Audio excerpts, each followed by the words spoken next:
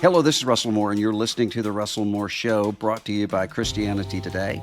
Every week, we explore here conversations and questions from a Christian perspective to help you sort out how to live as a follower of Jesus in confusing times. And this week, we have a conversation to seek to do just that.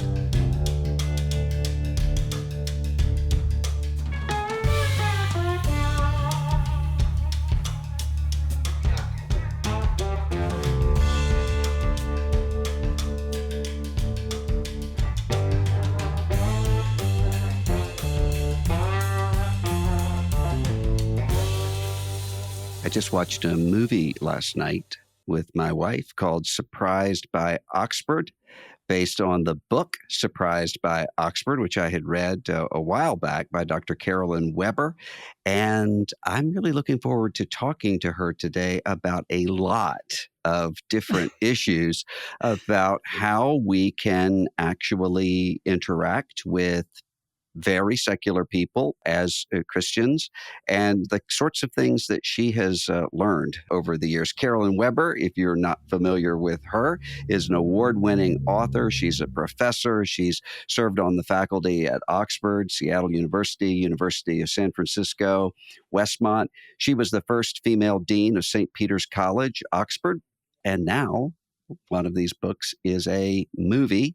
And she recently joined the faculty of New College in Franklin, Tennessee, where she now lives with her husband and 4 children. Carolyn Weber, thanks for being with us today. What was it about your background that you would say made you an unlikely convert? Probably just about everything, which is why I echoed the title purposely on C.S. Lewis's Surprised by Joy, which is by no means it's on the same level, but just that echo, because I came from sort of a middle class background, mid-sized town in Canada, North American. I would have said, Russell, that, I wasn't atheist. I couldn't disprove God. So I would have defined myself as agnostic. My parents were divorced later in my life. I came from a family, immigrant parents. My father had worked very hard and had lost some of that, lost his business in that later, and had a breakdown. And like so many other families, there were just a lot of wonderful things, loving enough to get by, but broken enough not to deserve God's attention, is how I would have defined my family. And I think, like so many, especially in North America, very busy surviving, very busy holding jobs, trying to go to college, things like that, but also, and culturally very distracted, but also really having never heard the gospel clearly. I think my concept of Jesus, of Christianity, was mainly through the media, which is not a great form. We know that, especially even 20, 30 years ago, basically of sort of, big-haired TV evangelists who would take your money. I didn't have any concept of a personal relationship with a savior, things like that. I sort of knew the Bible a bit from my childhood, my immigrant parents knowing Mass in Latin, maybe, but not much past that. And I'm a perfect example of someone who went through the public school system and really wasn't required to crack open a Bible or to read or think about it for myself. And so an inquisitive person and someone who loved reading and questions and learning from a young age, but just simply had not really heard clearly or had been engaged with people who were expressing what the gospel was about until I studied at Oxford and met Christians there in that sense. Well, you were obviously really driven toward not just academic success, but also intellectual curiosity. And I wonder, when you look around, one of the things that we talk about a lot on this show is the social media environment that young people are growing up in and their parents, but also this pressure that seems to be on younger people, either toward academic success or athletic success or something else. Do you think that your drivenness was really directed in the right way? Or how can someone who has a child, or maybe someone themselves, how do you focus on a goal like that and on sort of shaping up your talents and gifts without just being a whirling dervish of activity? Oh, of course, because everything is a double-edged sword, right? Yeah. Everything is an idol except for God. And the amazing thing is how he redeems everything for us. So I think, yes, there's so much pressure on works, right? To somehow achieve things. I was going to pull myself up by my bootstraps. My earthly father wasn't dependable, so I certainly wasn't going to trust in an eternal one. I was going to Hmm. make my way. I was going to do that financially, academically, personally, as well as and relationally. And I think the same trappings are also within the Christian faith as well, that somehow if we just work hard enough, be good enough, we can really do it on our own. It's not really fully dependent upon God's grace. It's not really sufficient if we were to shine the light on it. And I think that, he uses our virtues and our vices, right? They're both two sides of the same coin. And so, yes, for me, I loved learning, like so many students maybe wanting to have academic success, to receive scholarships, to have my life planned and controlled. And yet the flip side of that meant, that's also the language through which he spoke to me, through which I realized it was not sufficient in and of itself, that he was not a fragile God. I could ask all these sorts of questions of him. So many testimonies and wonderful stories that pour into that, of where our abilities only take us so far. They're not all we are. And I actually have great relief in the fact that nowhere in the Bible does Jesus praise being intelligent Mm. or athletic Mm. or anything else except faith. Have hidden these things from the wise and intelligent and revealed them unto babes. Mhm. Yeah. Now, in the movie, I can't remember if this was in the book, as it's been longer ago since I've read it. But in the movie, there's a scene where your character is kind of fumbling through the Apostles' Creed in Mhm. a church service, still, Mhm. still as an unbeliever. Mhm. Would you say that that kind of background of knowing the creed, at least in some way, and having some familiarity with the kinds of Christianity that you were talking about in your own life, did did God use that, or was that a stumbling block you had to get over in order to become a Christian? Oh, what a wonderful question. Yes, because creeds seem heavy handed, right? And they seem Hmm. alien, especially if you're coming from outside the faith. They sound archaic and irrelevant.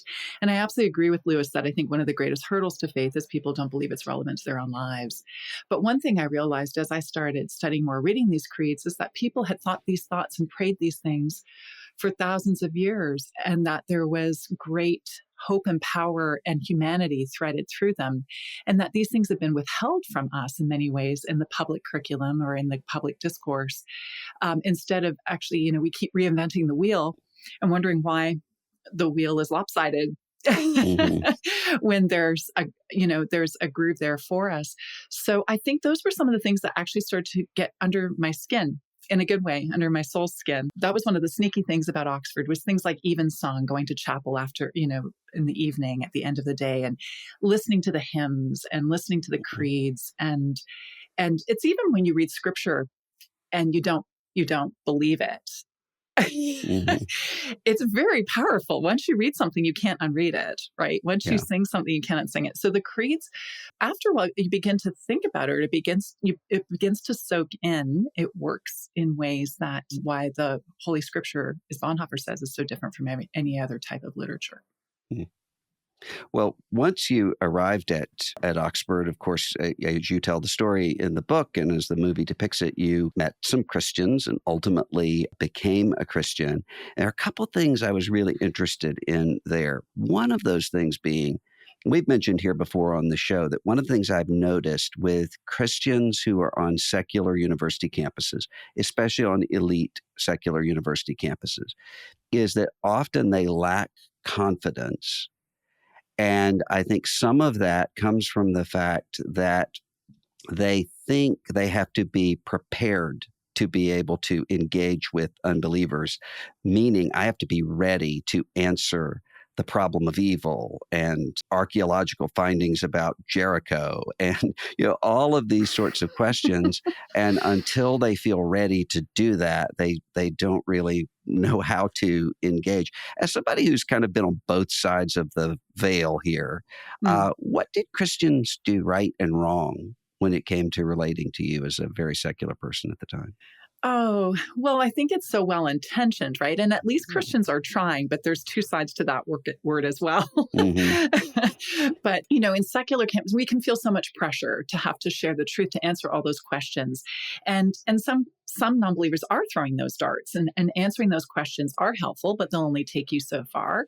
I think what spoke the most to me, and what I think still continues to, is really the embodying of Christ, meeting people where they're at, hospitality, inviting questions, having humility to entertain questions, to talk about things, and inviting people to that table. I think that's what really spoke to me very much, in that it was a conversation that I was invited to. It was a table I was invited to. There's always going to be dissension and disagreement, but I think especially when Christians really try to, it's just the age old adage, right, of trying to be like Christ is, how he meets people where they're at, speaking the truth and with grace and asking questions. I mean, Jesus does an amazing job of that. I think it's very difficult for Christians at secular campuses, Russell. This is a topic very close to my heart, because there is persecution, and not as the kind of persecution globally that we see, of course, that's a different level of horrific.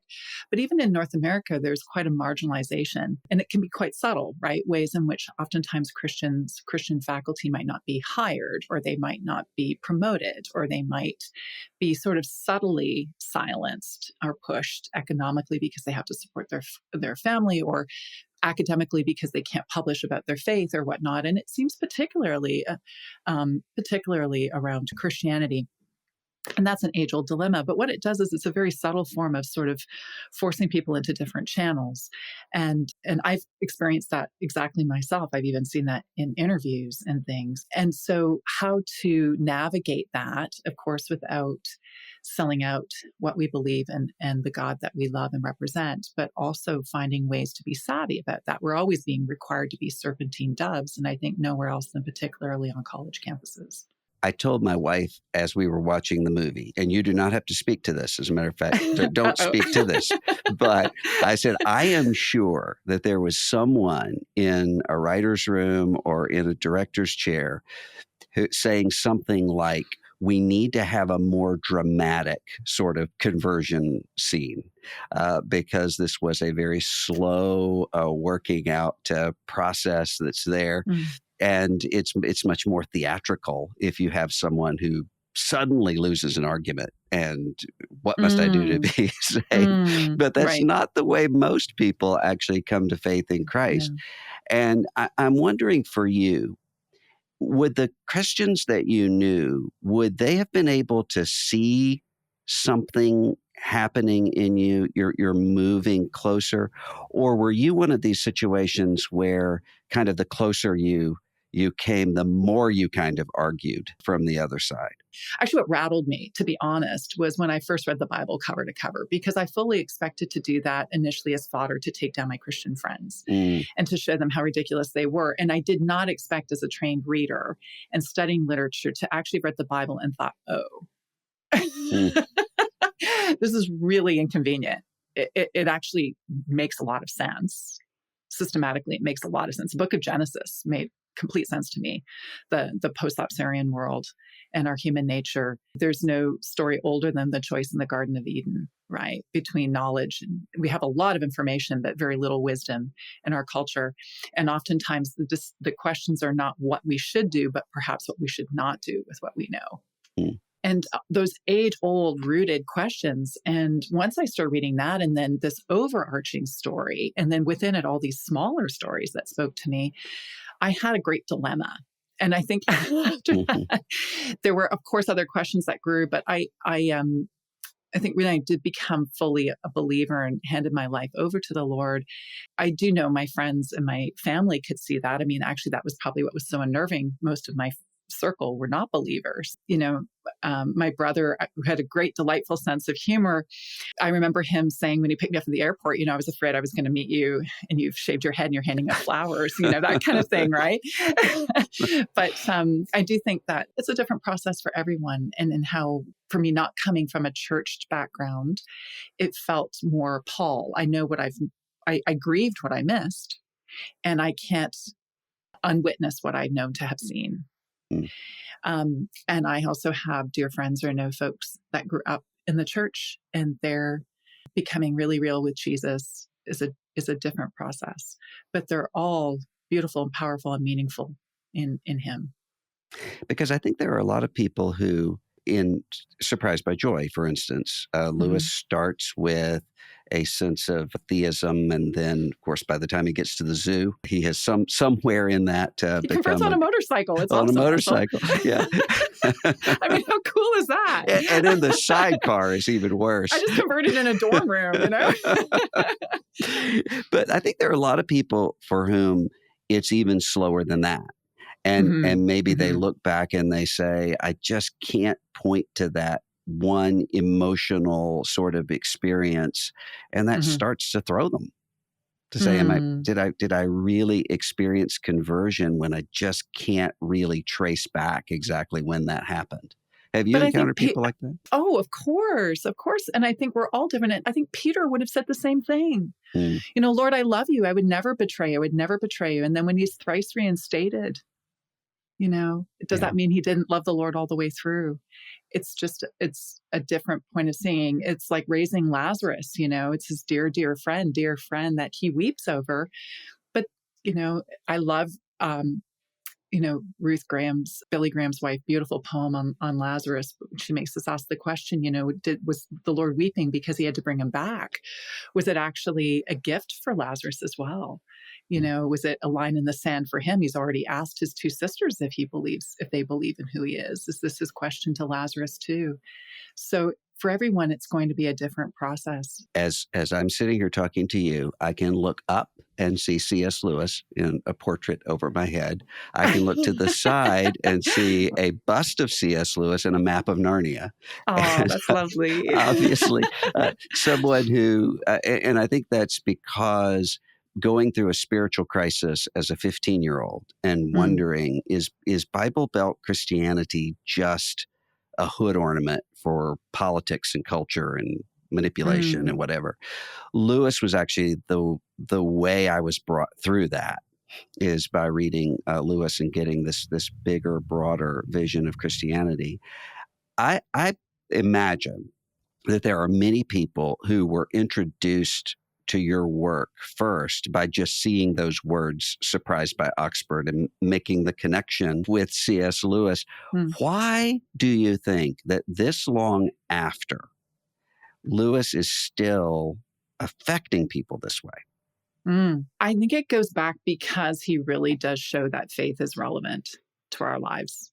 Mm, And, you know, when he was invited to do the lectures, the BBC lectures, you know, himself having gone through the First World War and been wounded, having lost his mother at a young age, I think he has a lot of ethos in his own biography, even being Irish, you know, of being alert to the tensions and the cynicisms and grief and loss.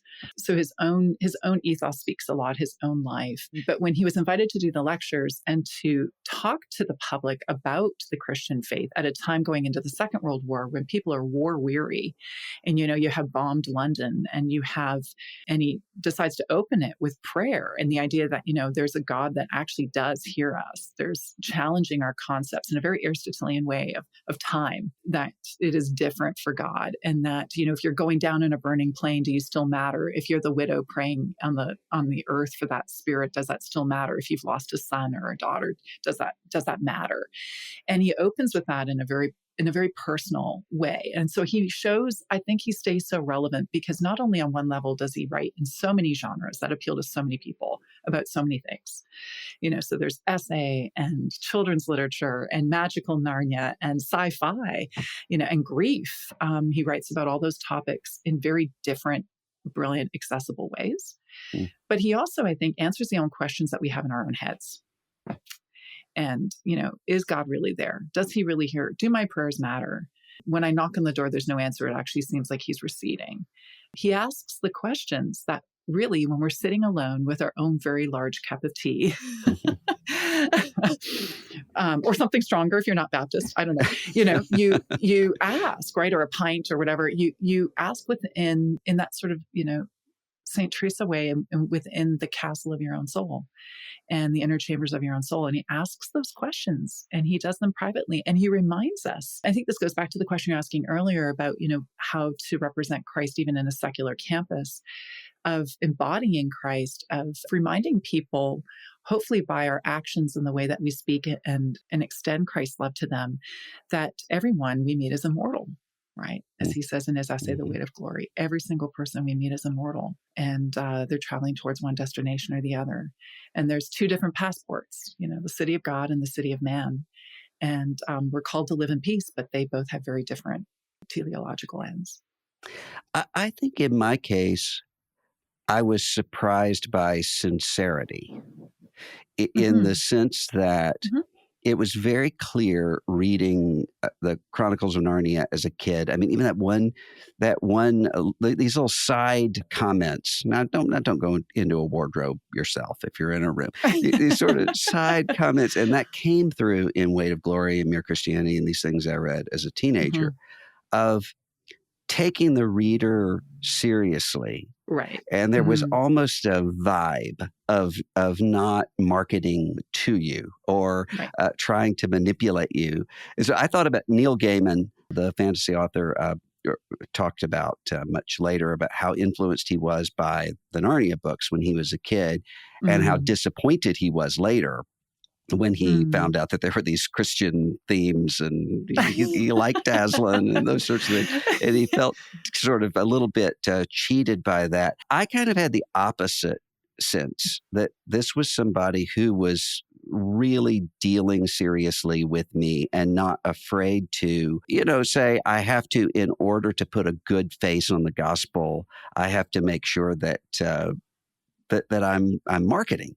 It just Hmm. seemed to be Hmm. remarkably free of that. Absolutely. Absolutely. And I sense that too, that he's really erudite but accessible. There's a self effacement. There's almost this way in which he jokes about the shortcomings of ourselves based through him. I love all the parentheses throughout the Narnia Chronicles, right? Those are more telling than anything else of Yeah. what's there. So you're right. But it comes from a genuine place. I think he did honestly love words. We know that from his love of etymology and his own studies on words. And that's such a loaded and beautiful metaphor for everything. I have a friend right down the street who has a little tree that comes from a little piece of a tree that he took from Lewis's grave, and then has Wow. another from Tolkien's place that's Mhm. there. And he said, I need a seed somewhere from Charles Williams and Owen Barfield. And I said, I guess you'll call them the saplings, and you'll have these trees that are out here. That's darling. I love that. but but he my friend right now is in Oxford, and one of the things that I knew was that Eagle and Child, where it Mm. shows up in your book, it's in the movie as well, where of course the Inklings met and talked, that it had been closed down. What I Mhm. did not know until this morning is from our research assistant here on the show, who found out that the new owner of Eagle and Child is a tech company. And so Ah, it's been bought by the Ellison Institute of Technology, which interesting. certainly sounds kind of that hideous strength bad guys. Like nice. Yeah, sounds like nice in a Nice lot has of bought the ways. pub. And their goal is, they say, developing and deploying technology in order to solve the world's most challenging and enduring problems. Mm. So there's almost a metaphor here of the kind of world that we're moving into. How do you think that Lewis and Tolkien and others who had such an emphasis on humanity and imagination as opposed to raw technology and raw rationalism, how do you think they would deal with this era we're moving into of artificial intelligence? Well, I think first and foremost, they would take the owners of Allison for a pint to just have fellowship, Yeah. right? It's the fellowship of the ring, not the friendship or the ownership. The ownership's actually quite dangerous. I think it's still about holding on to relationship, which is also the Trinity too, right? It's what's veined through all of the Christian faith, is the personal, is the dignity of the human being, the innate dignity made in the image of God. And AI, for all the ethical questions that we have on the horizon constantly, it's still only going to be replaced by more and more and more. The horizon moves forever and forever as we move, right? But there's, as I said before, God does not. He's always the same and always has been and always will be. And I think, I think that they would probably start most likely with a pint. If you think about, especially in the case of Lewis, he's dealing so often with a question that is right at the center of the questions that we're all asking right now. Is a human being a machine? Or is there something more mysterious here? And I think about Wendell Berry wrote in Life is a Miracle about the metaphor of machine changing the way that we see each other. And I've been thinking about that quite a bit over the last couple of weeks. ChatGPT 4.0 was released, and the videos of these chatbots singing to each other and laughing and seeming to blush. A lot of people see that and they say, I find that creepy. At the same time that a Catholic group, Catholic Answers, had to defrock its AI priest, Father Justin, because he started telling people it was okay to baptize in Gatorade and those sorts of things. And it seems that there's this almost metaphor come to life of losing a sense of what it means to be really human in a way that Christianity answers, and particularly the way that Lewis is communicating Christianity answers right now. No one wants a machine or AI or anything impersonal at their deathbeds. No one wants an argument, even. And I think we get the whole birth and life and crucifixion and resurrection of Jesus as a template, really, for the only thing that can fulfill us, which is personal relationship and personal meaning. And AI is just going to be replaced by something else. And yes, it is terrifying to think about getting ahead of our own ethics. But again, that's the question in Genesis, isn't it? Yeah. That's the question in the garden. And Tower. Yeah. Yeah. You are, of course, someone who is studying the Romantic poets and reading Iliad and Odyssey as an 8-year-old, I think. There are a lot of people who often say to me, they don't know how to read fiction and poetry because they've been so focused on reason and not imagination, or on this sort of abstraction rather than fiction and poetry. And they'll often say, how do I start? So if you take someone, I remember teaching preaching, I would say constantly, you need to be reading fiction and poetry, and I have reasons for that. And sometimes I would have students who would say, but I never have before, so I don't even know where to start or how to start. How would you counsel someone in that situation? That's such a great question, because I get that a lot of times, with freshmen too, or different genres we've had or different genres we haven't had. I mean, it's just like the sound of music, right? Start at the beginning. It's always a great place to start. I mean, that works with the Bible as well. But to just to try to remove intimidation and actually just enter the text, be with it as a friend, even if it's difficult, to try and move past that like you would shallow and cold water, and get into the depths and see how you can try to at least connect with what makes sense. Like when you're reading a poem, what first makes sense to you, can you build from there? How can you also read the poem as an experience, as T.S. Eliot says? How can you enter into and at least follow one particular character and see where the story takes you, if it's a convoluted Russian novel? Because the bottom line, I think, with fiction, I love all other genres too, but fiction or poetry, especially I think fiction, it allows you to develop what Vegan Gorian says, the moral imagination. It's empathetic, right? So it's why I think Narnia speaks to you when you're young, because you can weep for Aslan and you also see that Aslan weeps for us. And that speaks to us at such a deeper level than being read an argumentative essay, which has its place too. But there's this empathy. And I think with the moral imagination as well, which we see, Tolkien writes about this in fairy tales, there is a clear demarcation between good and evil. Children, going back to what you said earlier with Lewis, and one of the things that most appealed to you as a reader of him, children are treated with dignity. They're not treated as idiots. They know. We have that inner map that knows the difference between good and evil. And what's wrong and right. That argument that Lewis puts, even at the beginning of mere Christianity, that sense of justice that we have innately, those things, and those are the templates for what's set within our own hearts, as we see in the Ten Commandments, but we also see in really many of the principles that we base democracy on are inherently Christian, right? So there's this sense in which those things speak to us and through the development of our moral imagination, through the development of our empathy, the ability to enter into someone else's story, somebody else's world, somebody else's shoes, is what Jesus does every time he interacts with someone else. And we're encouraged to do that too when we read fiction. I know you would not answer this question outside of context, and neither would I. But let's force ourselves to. You have the best prefaces, Russell. I mean, you don't make me nervous at all. But if somebody, you don't know who the person is, but the person says, I want to start, give me one piece of fiction, one piece of poetry to start. What would you say? Gosh. One piece of fiction and one piece of poetry.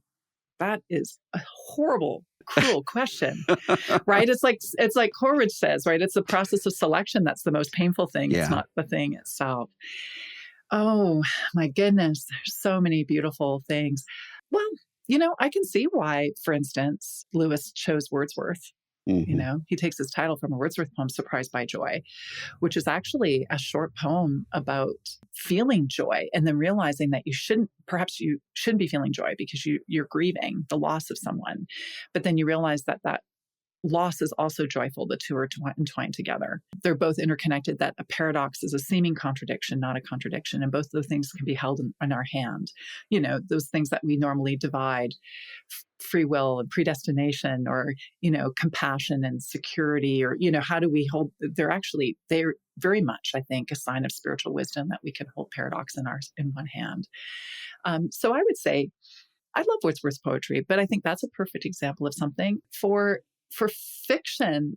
Well, we've been talking about The Lion, the Witch, and the Wardrobe. Mm-hmm. So that might be one of the first ones that I would recommend, because I think it appeals to adults too. Or even going back to MacDonald, who so influenced Lewis, something like, because I agree with Madeline L'Engle, that so many children's stories are they're too complicated for adults, so they're for children. Mm-hmm. Yeah.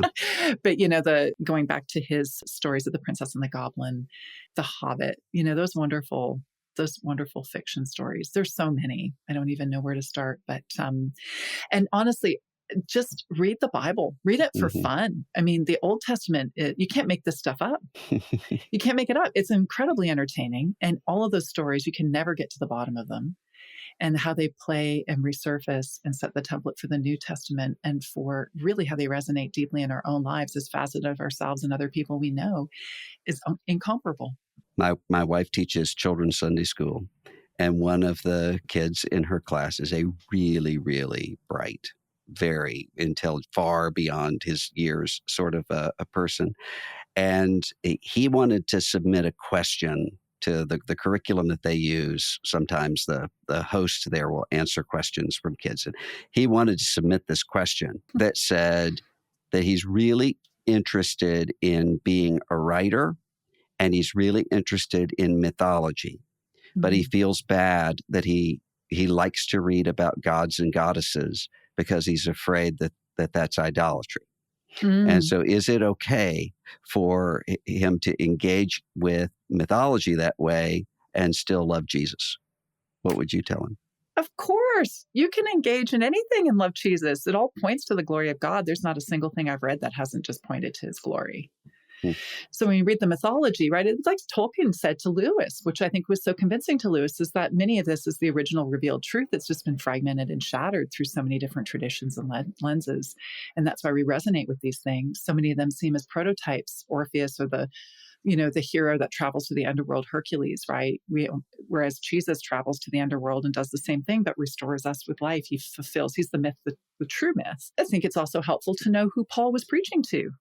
Mm-hmm. Right? When he's talking to the Greeks and the Romans, and when he's trying to navigate the time at which the Lord actually historically came, right, is a really fascinating and complex time where you've got the Jews and the Romans and the intersection of that, and everyone's looking for a king like Herod. How do you speak to people who have multiple gods and goddesses in their mental vocabulary? It's the same thing today. People still have multiple gods and goddesses. We just call them Mm-hmm. different things. If you were advising someone who's like you were, a really hard charging academic type, literary type, and a Christian, there are a lot of people who would say, is it better for me to sort of soft sell my Christianity in order to be in places where I might later have influence? Mm. Or is that being ashamed of the gospel? Should I come in waving the flag? Which Mm. I think applies beyond academics to people in a lot of different situations. What advice would you give that person? Pray. Mm, mm, Just pray. Pray for the discernment. Lord, tell me when it's the right time.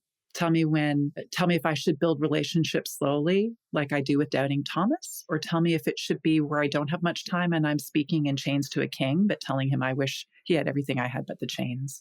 Pray for the discernment to know timing and to know depth of relationship, because the gospel is always urgent. And I agree with William Drummond, we should never give people a thimbleful. We should give them the whole thing. It's tremendously condescending to give people just what we piecemeal and think is appropriate.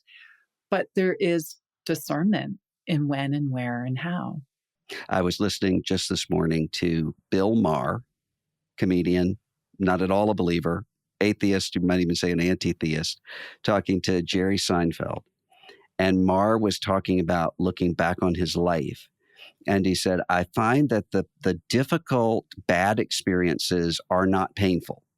Because when I look back at those bad experiences, I think, well, I survived all that. It's the happy experiences, the good experiences that I look back on and I have this sense of sorrow because I can't keep them, that they're gone. And as he was saying this, I was thinking to myself, you are not far from going down a path that might lead you where you don't want to go, which is to the kingdom of God, because what he's describing there is at least part of what Lewis called joy, that sense of That's longing. actually exactly what Wordsworth writes in that poem, Hmm. Surprised by Joy. That's exactly what he describes. Well, let us hope and pray that we will be surprised by many people in Oxford, England, and Oxford, Mississippi, and everywhere in between who find the path to that joy. Carolyn Weber, the book is Surprised by Oxford. Thanks for being with us today. Thank you so much for having me. I really appreciate it.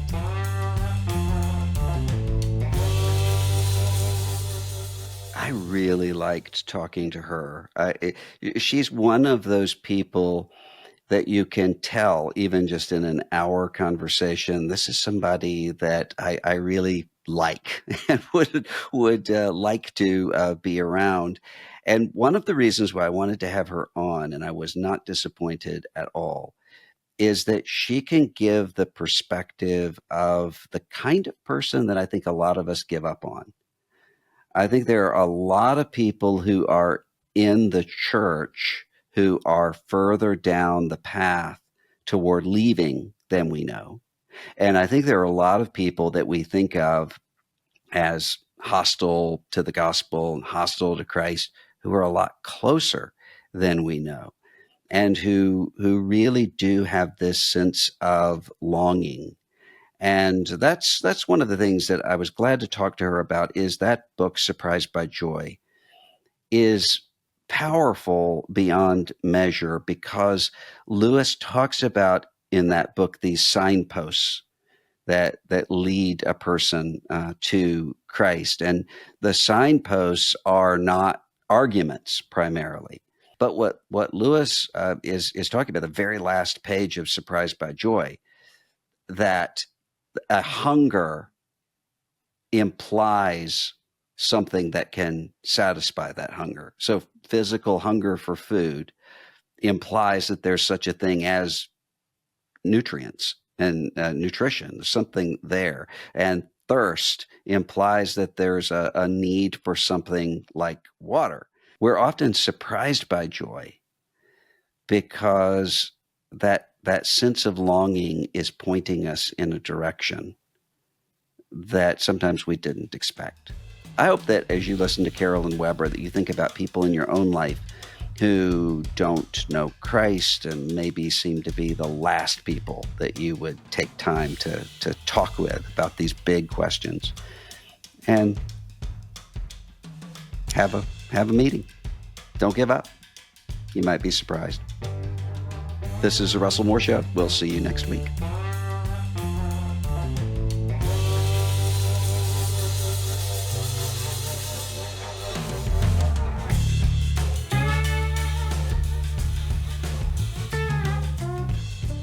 If you enjoy The Russell Moore Show, take a second to share this episode with a friend or leave a rating and review wherever you get your podcasts.